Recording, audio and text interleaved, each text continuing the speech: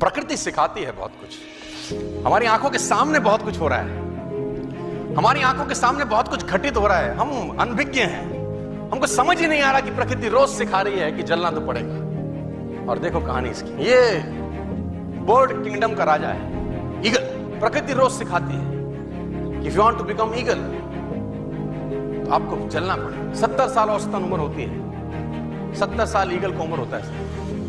लेकिन इसकी कहानी का ट्विस्ट क्या है, और वो ये है कि 40 साल जब ये हो जाता है तो इसकी जो चोंच है ये बेंड हो जाती है, आगे से सॉफ्ट हो जाती है, शिकार नहीं कर पाता है।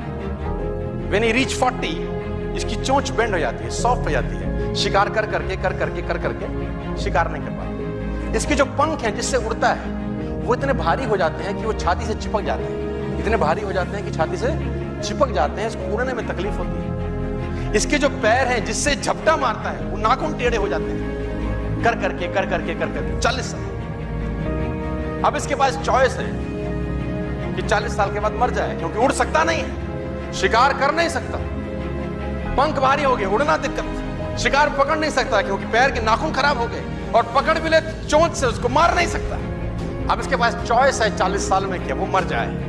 लेकिन मैं आपको बताना चाहूंगा, प्रकृति सिखाती है कि ईगल ऐसा नहीं करता। 40 साल की उम्र में ईगल अपने एरिया की सबसे ऊंची चोटी पर चला जाता है, और जो चोंच है उसको सामने वाले पत्थर पे मारना चालू करता है। जब चोंच पत्थर पे मारी जाती है तो पीड़ा होती है, और वो पीड़ा सहता है, मार मार के पत्थर पे मार के खून निकलता है, लहूलुहान हो जाता है, दर्द से मर रहा होता है, लेकिन मारता रहता है और चोंच को तोड़ देता है। इसलिए तोड़ता है कि प्रकृति नहीं देगी, लेकिन वो जो तोड़ने का प्रोसेस है वो पीड़ा है।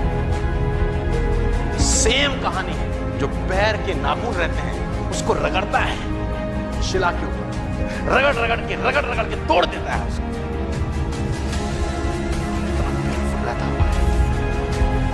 लेकिन हर ईगल की जिंदगी में ऐसा दिन आता है 40 साल, जैसे ही चोंच निकलती है कहानियां खत्म नहीं होती, नई चोंच आती है, फिर वो उस चोंच से अपने परों को तोड़ता है, अपने जिस्म से अपने ही पर उखाड़ता है, क्योंकि वो पर उसके उड़ने के लायक नहीं है।